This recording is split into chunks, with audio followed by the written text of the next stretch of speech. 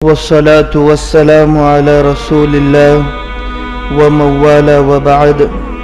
فقد قال الله تبارك وتعالى في القرآن المجيد والفرقان الحميد: فأعوذ بالله من الشيطان الرجيم. بسم الله الرحمن الرحيم. سبحان الذي أسرى بعبده ليلا من المسجد الحرام إلى المسجد الأقصى الذي باركنا حوله لنريه من آياتنا إنه هو السميع البصير. صدق الله العظيم. وقال النبي صلى الله عليه وسلم: إنما بعثت معلما. وصدق رسوله النبي الكريم. ونحن على ذلك لمن الشاهدين والشاكرين والحمد لله رب العالمين.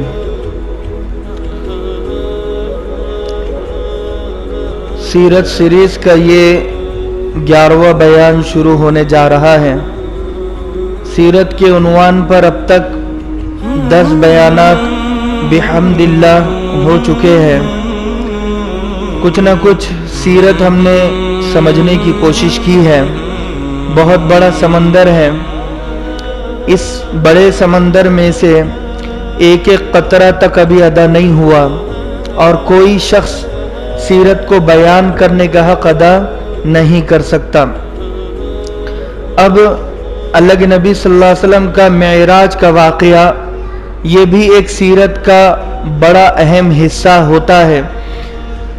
قرآن مجید میں اللہ تبارک و تعالی نے فرمایا کہ پاک ہے وہ ذات جو اپنے بندے کو لے چلی.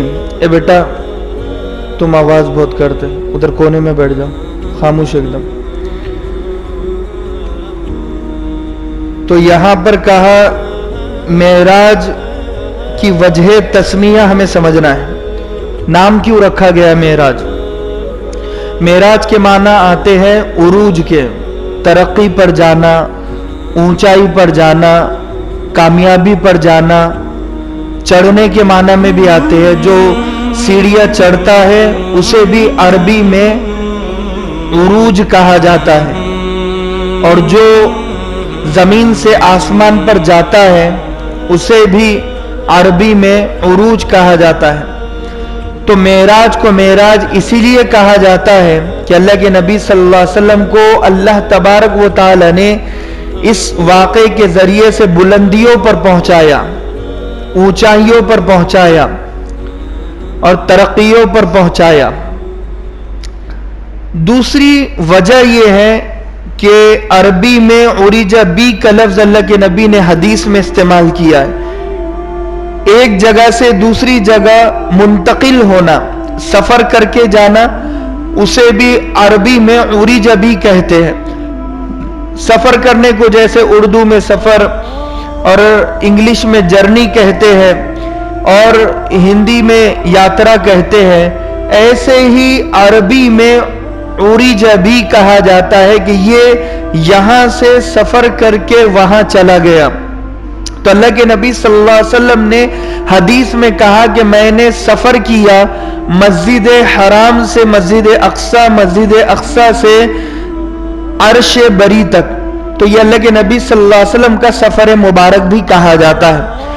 تیسری وجہ یہ ہے کہ معراج کہتے ہیں جنت کی سیڑھی کو.